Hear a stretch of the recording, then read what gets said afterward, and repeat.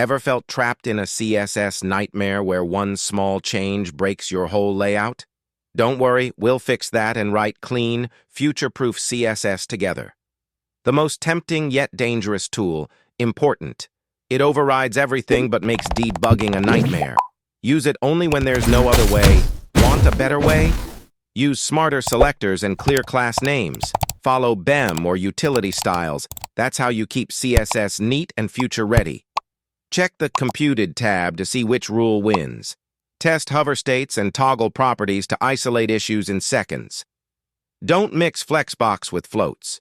Avoid absolute positioning for layouts. And stop over-nesting divs. Simple, flat HTML always wins. Keep selectors short, CSS modular, and remove unused code with Purge CSS.